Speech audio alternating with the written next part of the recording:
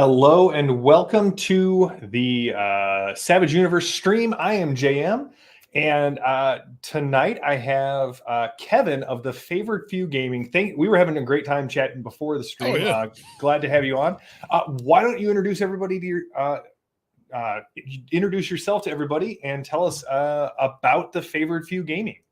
All right. So I am Kevin. On our stream, I go by Hero. There's a long story there associated with that. I am not a hero. It is a shortened version of Herodotus, but again, there's a long story there. Maybe we can get to that. So the Favored Few Gaming is just a group of friends. We have been gaming together, most of us, for a decade or more. And we do all kinds of different games. We do tabletop, battle games like Warhammer and Warhammer 40K, but we also do role playing. And we just got the idea, how many months ago? 6 months ago, 8 months ago, back in January, maybe, to stream our games because, we see a lot of people enjoying a lot of live play.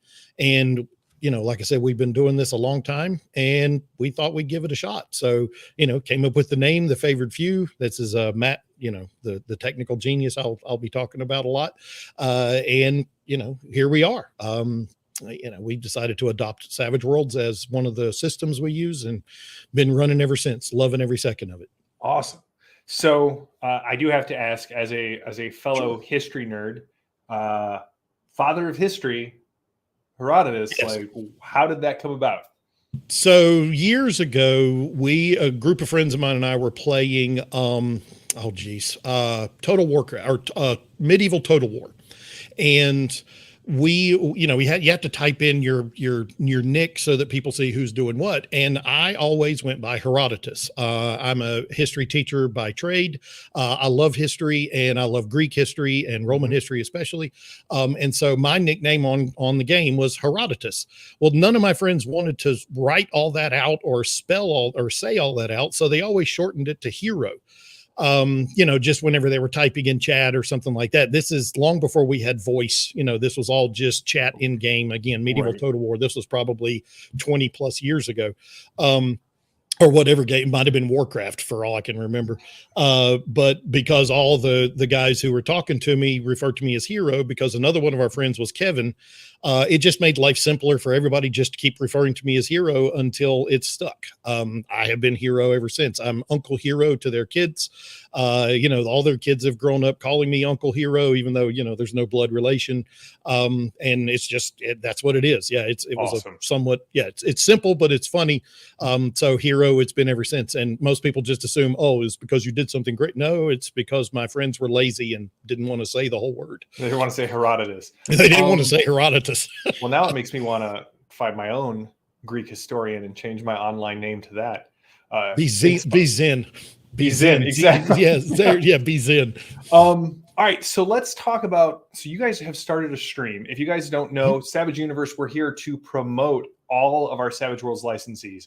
We've had a lot of actual plays on this month in August. We're going to have another stream on Monday where we're going to talk with the Domain Gang, and then we're going to be talking with a couple of aces, and then hopefully, if you are a swag member, get in touch with me. I want to talk with as many swag members as I can for Swagtember in September. So please, info@savageuniverse.com. Go to savageuniverse.com and find me at the bottom of the page. Shoot me an email. I would love to have you on the show in September.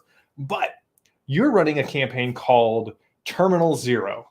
Right. And you're using Interface Zero as kind of the basis for it. Tell us about the campaign. Tell us why you chose Savage Worlds. And yeah.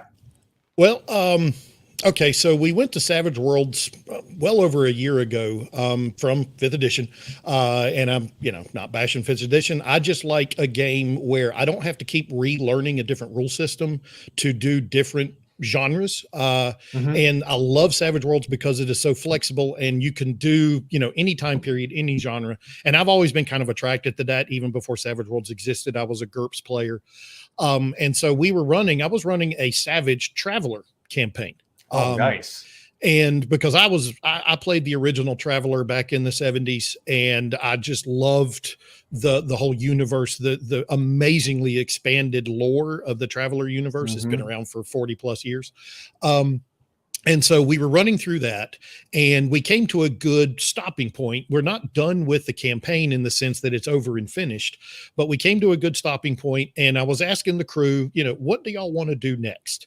And there were several suggestions made. I personally like kind of gun games. I'm a huge fan of Twilight 2000 Games Designer Workshop. Oh yeah. Twilight 2000, and I kind of wanted to run one, especially now that Free League has put out a new edition that looks fantastic. But a lot of the crew wanted to do a cyberpunk or Shadowrun-ish type of game, and I looked at various savaged versions of cyberpunk, and one of the guys that we game with suggested Interface Zero. And so I went and looked at Interface Zero and fell in love with it. I love that kind of dystopian, future, but you fight against it kind of thing. And I saw that they had released a third edition, Interface Zero 3.0, and it was for Savage Worlds, although I know they've done it for other systems as well. And I introduced it to the crew, and I was like, here we go. This is what we're doing next. And they were all about it. And so we started that, I think, late July, like July 20th or something. So we just finished session 5 last Tuesday. We streamed that. We've been streaming ever since. We've been streaming that one from the beginning, which was another reason why we ended the Traveler, because we did not start streaming our Traveler sessions until we were already in the 20s or 30s as far as sessions were concerned. Right. And several of the players wanted to be in on the beginning, and we knew that several of the viewers were kind of not necessarily lost, but they were like, well, we wanted to see what happened to get you where you were. So we thought we'd just start a new campaign and start from session 1, which is what we've been doing. Like I said, we just finished session 5. Next week will be session 6. Awesome. Now you guys can find them at the Favor Feud Gaming on Twitch, or you can go to Savage Universe. You can find the link on the calendar to their. We also have a YouTube channel. Yep, and we've got the playlist. We upload all of our sessions to YouTube. So we have all the Traveler sessions that we recorded, we streamed are there. Awesome. Matt runs a fantasy game called Asuna Crystalline Memories. We also have a podcast once a month. A bunch of game masters sit down, and we have a podcast called Behind the Screen, where we talk about, there's about 4 or 5 of us that sit around this table, and we talk about the art of game mastering. And it's about an hour-long show that we do once a month on the first Sunday of every month that we stream to our Twitch TV and, upload to YouTube as well. And I think, awesome. Matt, we also do Facebook. Yeah, we also do Facebook Live. So everyone say hi to producer Matt. He's in the background making sure everything runs smoothly. Yeah, Matt is fantastic. I do the games, they do the social media and the technical aspect. I just sit down and say, tell me where to look. I like running games. I like story. That Matt is technical. We've got like a social media coordinator. He's doing all of our promotions on social media, Twitch and Reddit and Facebook and things like that. So yeah, we're all over the place. Awesome. Well, hey, we have a question from the chat from Landauer. How do you find running offline games different from games meant for public consumption like Twitch actual plays? Okay, that's an interesting question, because last session, I got so into it. Everybody was playing. I forgot we were streaming. I literally forgot that we were performing live in front of an audience.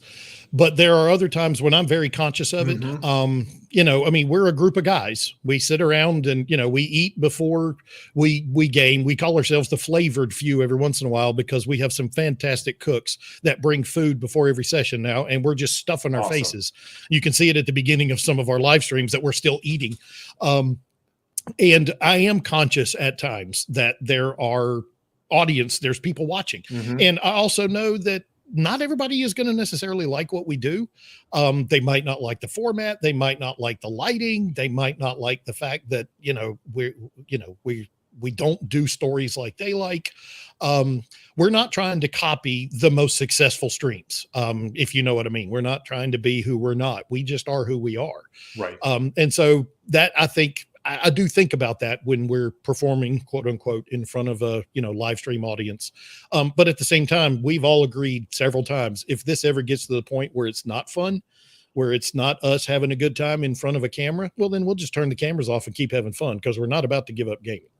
Yeah, that was kind of the same deal I made with my gaming group, we tried to keep the chat up. I don't know how do you handle the chat when you're running games? Because like when we ran our Savage Worlds game, we kept the chat up on a big TV at the far end of the table so that Right. all of the players, while they were playing, could interact with the chat. And I would give the chat bennies, and then allow the chat to spend bennies on the players or on That's really cool. the villains. And so John Doom was always there for me with my villains.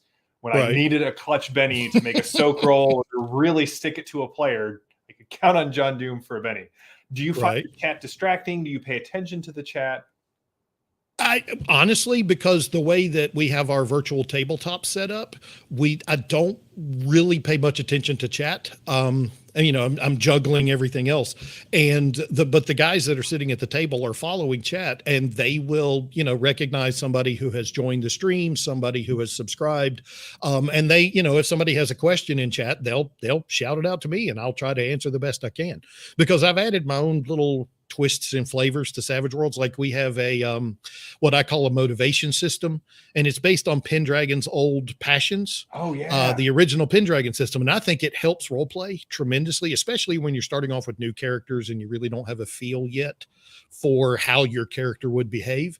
And that's not Savage Worlds, you know, that's not anywhere in the Savage Worlds rule set. But I try to explain, like we do stories. We have a Discord channel where our players will write stories from their character's point of view about what happened in the last session, or what their motivations are, or what their inner thoughts are. And I give bennies for writing stories. And so, you know, normally a session you start with 3 as per rules, but I will give out bennies for good storytelling in between sessions. And also it enriches character development. It really gets them invested in their characters. And so I try to explain to the stream if they have questions about that. So when I would run this game, did you ever play Eclipse Phase? No, haven't played that one. It's a transhuman cyberpunky kind of game where if your character dies, you just your memory you have a memory stack, right? That if your players can recover it, they just download you a new body.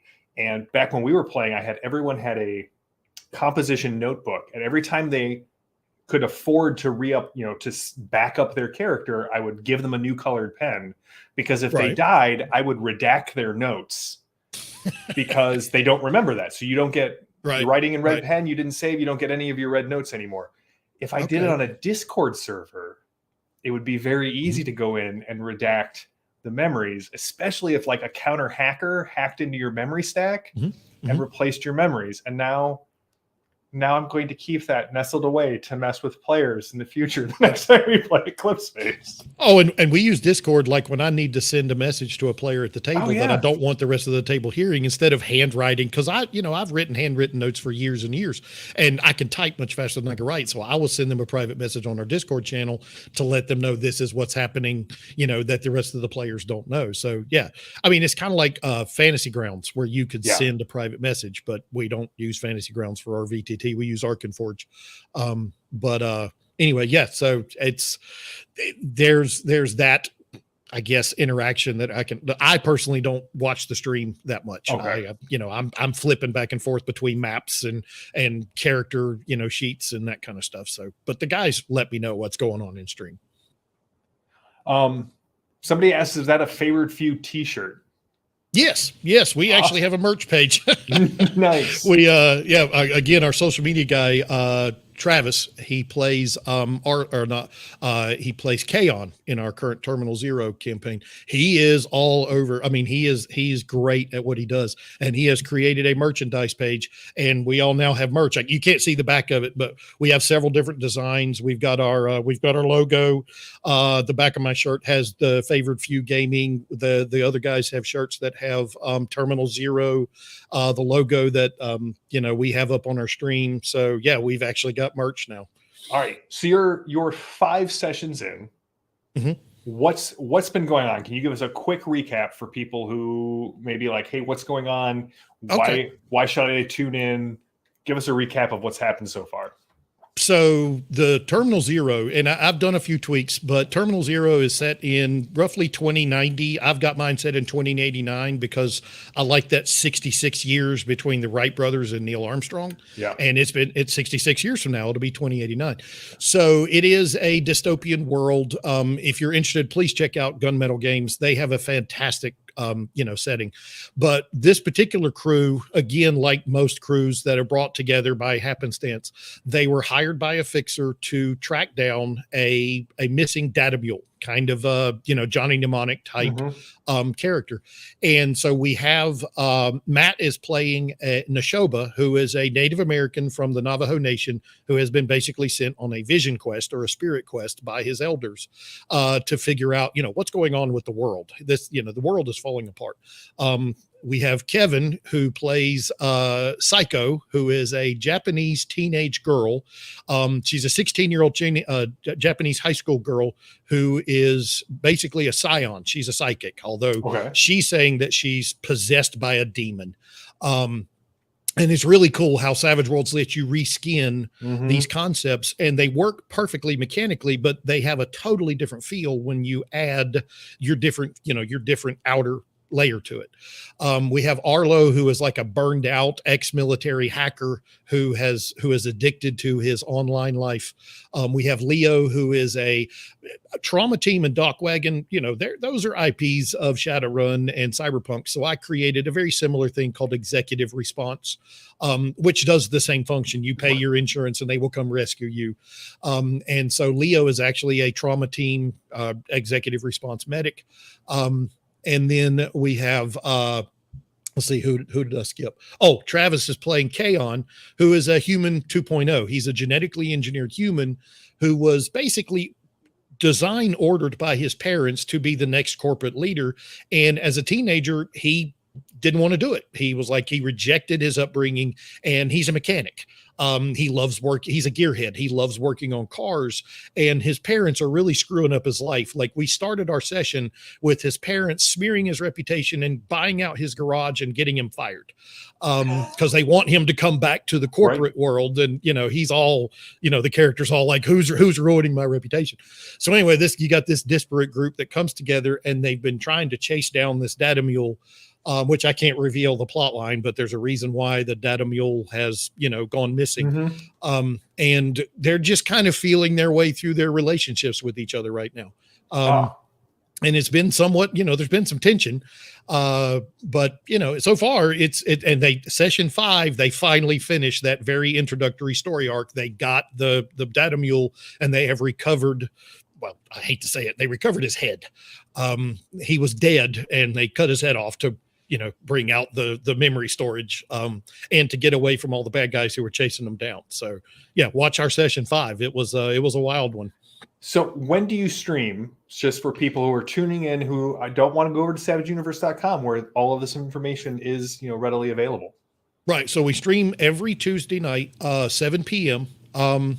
And, we go live as quickly or as soon as 7 p.m. as we can. Like I said, sometimes we're still stuffing our face. But as soon as 7 p.m., we try to get that started, and we generally stream until 10 p.m. Sometimes, we'll go over 5 minutes or 10 minutes or something. I'm early. I don't want to keep going just to fill the clock. But at the same time, I would like to let people know we're all working guys with, dads and parents and jobs and families. And every once in a while, like a couple of sessions ago, Travis couldn't make it.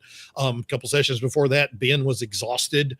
The guy who plays Leo, and he was falling asleep at the table, and he's like, man, I got to go. And we all understood. So, we're not professional producers. We're gamers who like sharing our stories.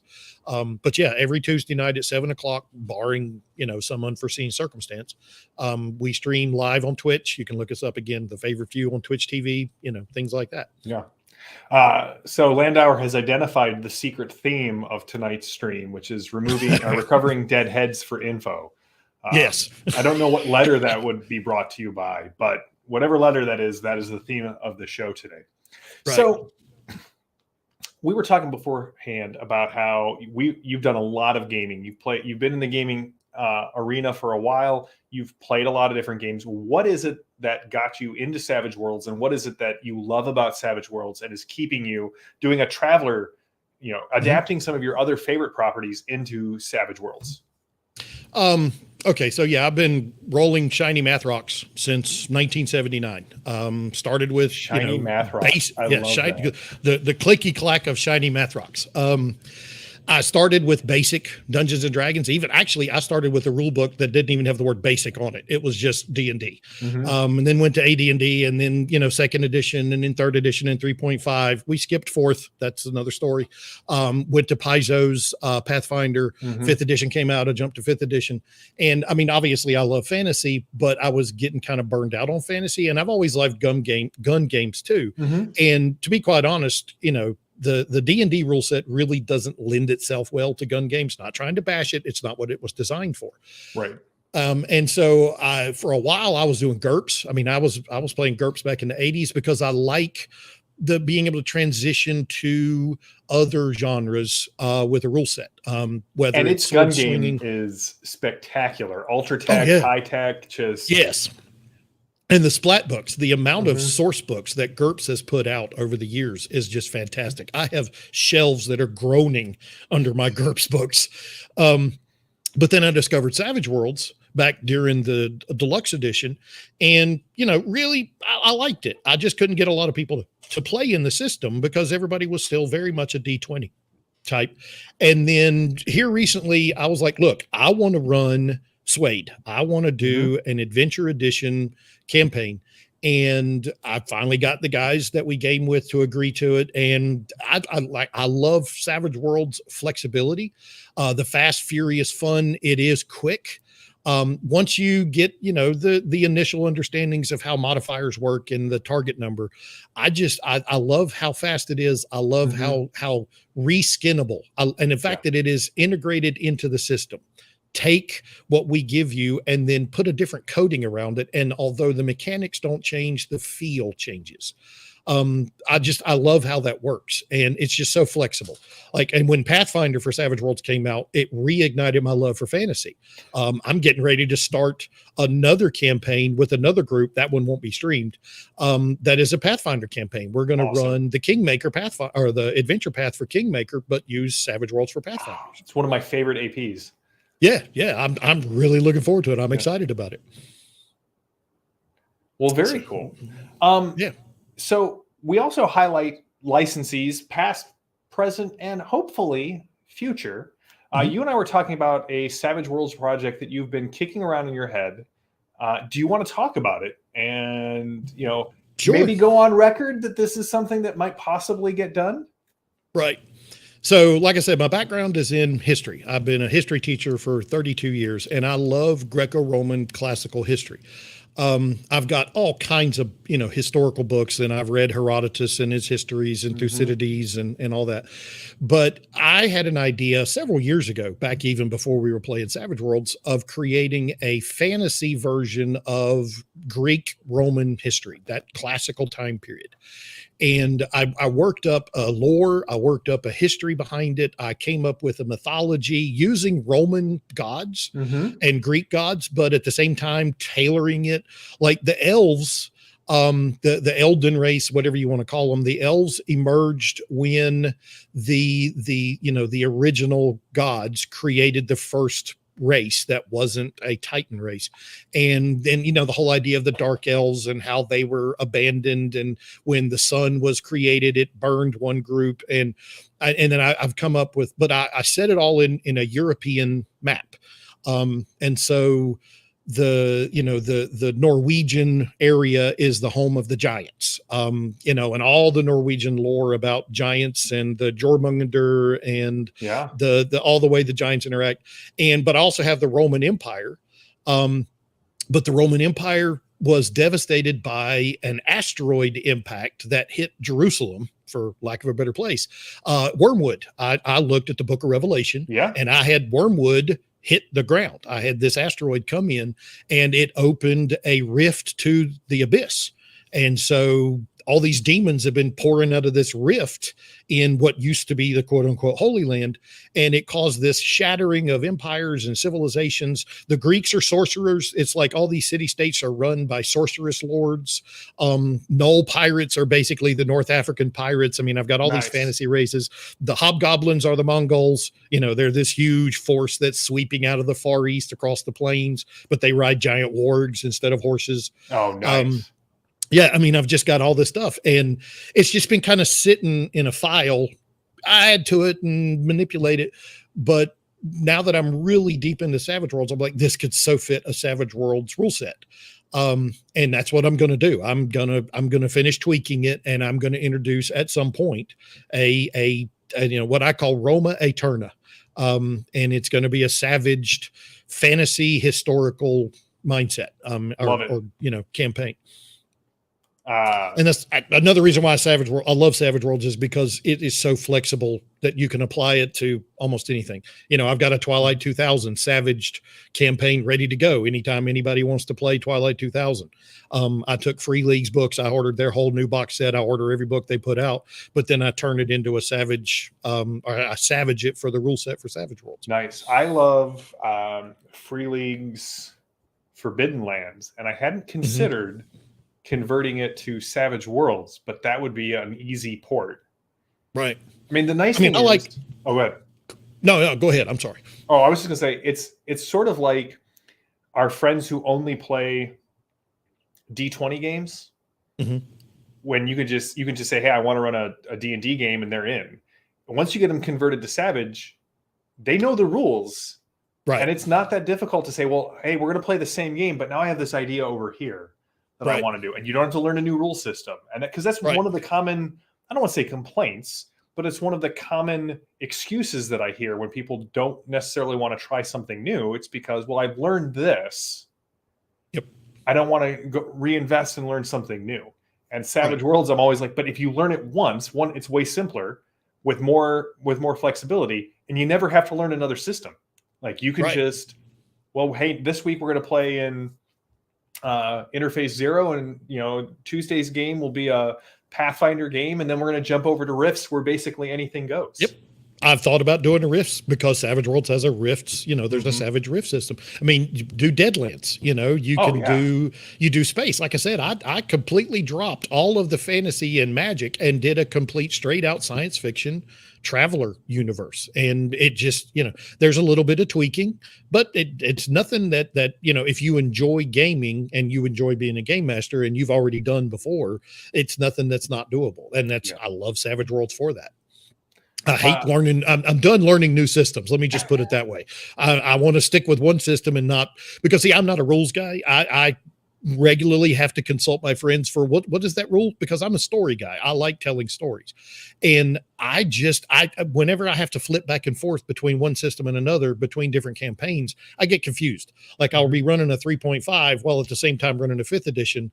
And I won't remember, okay, I can't do this in 3.5, or I can't do this in 5th edition. Right. And I'm like, I'm done. I want to just use one system. I ran a Dresden Files for my son. I just, introduced him to Savage Worlds. I was like, here, you like Dresden Files, the books. And so we ran a Dresden Files. I mean, it was just up in no time. I was like, yeah, it's not hard to do. You can pick any genre, any story, and go with it. And now that Pathfinder exists, I really have to, give y'all kudos for working with Paizo, and introducing the class structure with Savage Worlds and Pathfinder. It's fantastic. It literally reignited my love for fantasy. We were doing Rise of the Rune Lords that came out with the Kickstarter. Yeah. I got it. Like I said, all kudos to both Pinnacle and Paizo for coming together and shaking hands on that and said, hey, let's do this. Absolutely love it. Absolutely. Yeah, I felt the same way. Savage Rifts is what got me into Savage Worlds. Right. Because I loved Rifts, but it was a game system I had very little desire to go back to. Right. And now I can run it in this game. And once I got into Savage Rifts, it's just, now I wanted everything Savage Worlds. Yes, absolutely. Meets in a Tavern has a good point that so if you don't know about the licensees, we've actually got several licenses. You're on here, Kevin, because of the Savage Worlds Media Network license. If you're putting out a podcast or an actual play or a review on a blog, let me know. My job at Pinnacle is to signal boost all of our licensees. If you're putting out a product for Savage World and you're not charging for it, you just want to, there's a fan use license where you can put something out for free and just say, hey, this is something I want to do. We had a creator jam in February. We're going to do another one in February again. And a lot of that stuff just went up on the wiki. If you want to, if you've got something that you want to put out into the world and make a little money at, and when I say a little money, who knows? Right. You can use the swag, the Savage World Adventurers Guild. It's on DriveThruRPG. It's basically our own self-contained ecosystem on there. And all of this information is at savageuniverse.com. Go to savageuniverse.com, how to get started. There's a tab. It's got all of these different licenses. And if you're ready to take the step and produce something that's going to be a physical book, you want to take it to Kickstarter, you want to publish it, that's the ACE license. And with that, there's a little more hoops to jump through. You got to submit an example of your layout and your writing and your stats and your art. But here's the thing, and we've said this many times before, and I promise I'm going to say it many times again. The licenses at Pinnacle, they're a bridge. They're not a gate.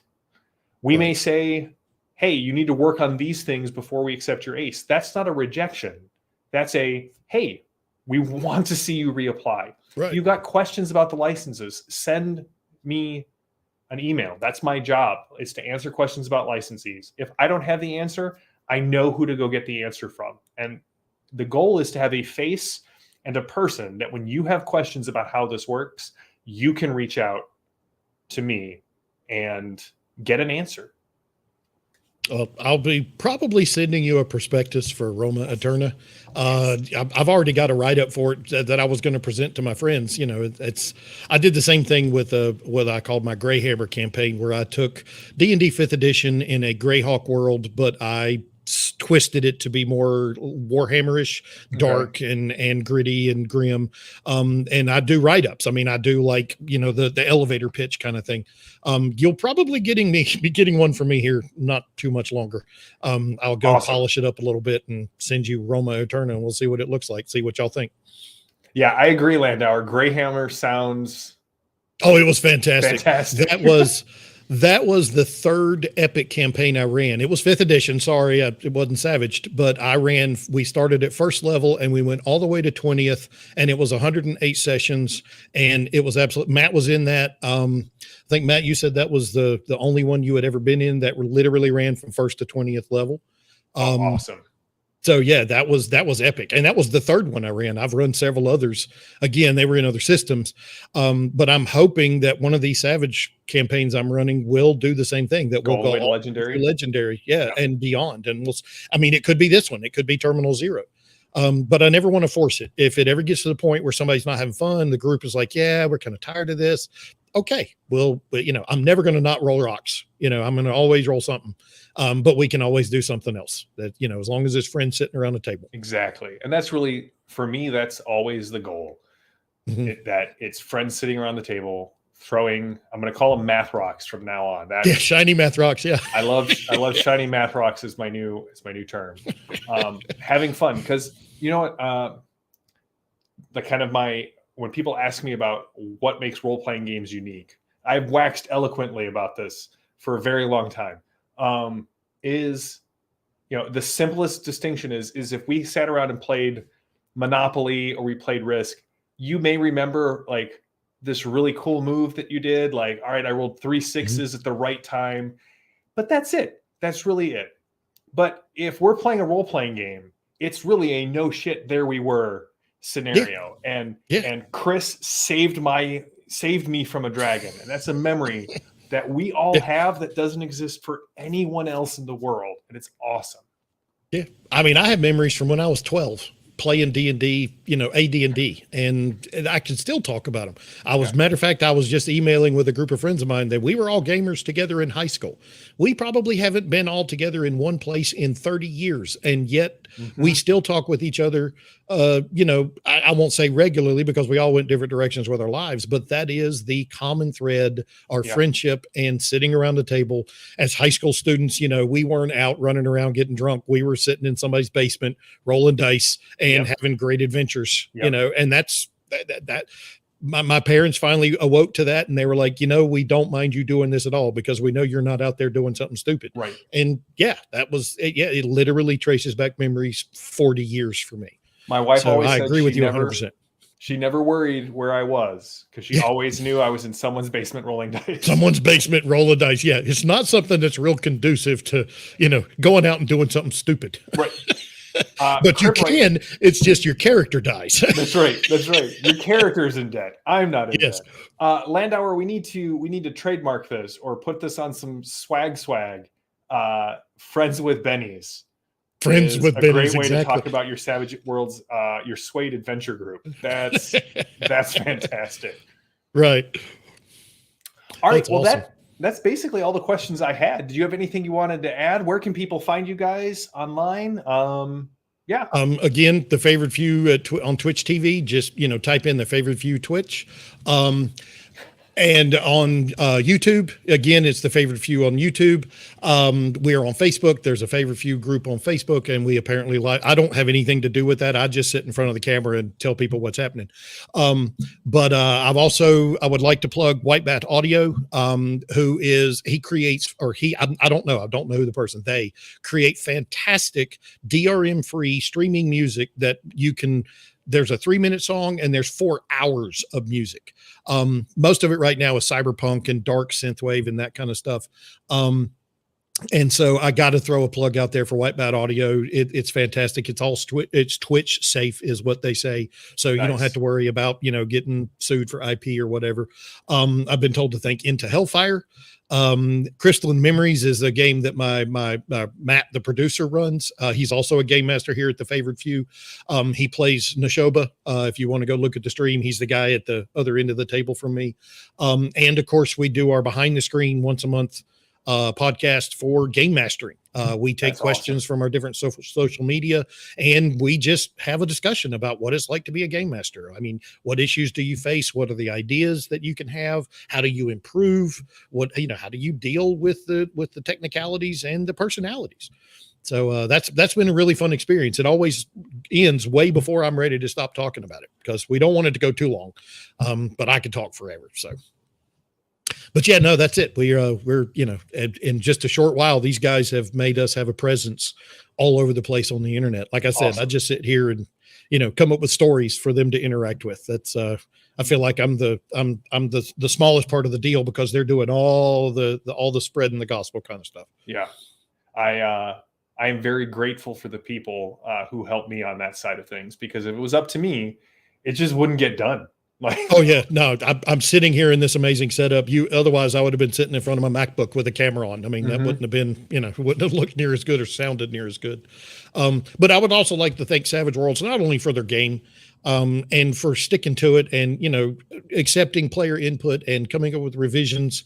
But I would also just love to thank them for, being the company that they are and being open to the ace and the swag and, having their universe open to other people. Thanks to you and Savage Universe. Everybody was really excited that we got invited to this. I've been told many times, don't screw it up. I don't feel like you have. This has been awesome. Yeah, I hope not. It just all around, it's been a fantastic experience. Working with Pinnacle, getting, this stuff online, Arc and Forge, of course, for the VTT, the virtual tabletop that we use. There's all kinds of technical aspects I could think of. And of course we do have a merch page. Just, go to our social media and click on the link to our merch page. I think they're really cool designs. Again, Matt did a lot of work on that. Travis has done a lot of work getting it out there. We got shirts and coffee mugs and, all kinds of stuff. I was amazed at what he was able to put out there so quickly. So I'd like to give them a plug too. It's really cool. But again, just thanks to you, JM, for your, generous outreach, and Savage Universe and Pinnacle for everything y'all have done for the gaming community. I'm one of those people that believes that everybody is stronger when you share. Yeah. I really do. I really do believe that the whole community is better, including the people who came up with the idea. I was a firm believer in the original game license. I thought it was amazing. And I think that Pinnacle has embraced the same idea. So yeah, really do appreciate raise all ships. right? Yes, absolutely. Yeah. I think it strengthens the whole community. It strengthens players, game masters, and the companies that put it out. Cool. Well, we'll be back. We actually have a surprise Savage Universe stream on Monday night at 7. We'll be talking with Ian from the Domain Gang. And tune in then for some more Savage Universe goodness. I'll also be back here on Thursday a little bit later than normal because we're going to be having, we're going to be talking with Star Anvil Studios about their just released Jumpstart for Saints and Sinners. So until then, I'll see you guys all on Monday. Go out and play some Savage Worlds. May all your die rolls ace, and we will see you here on Monday. Have a good one, everybody. Thanks.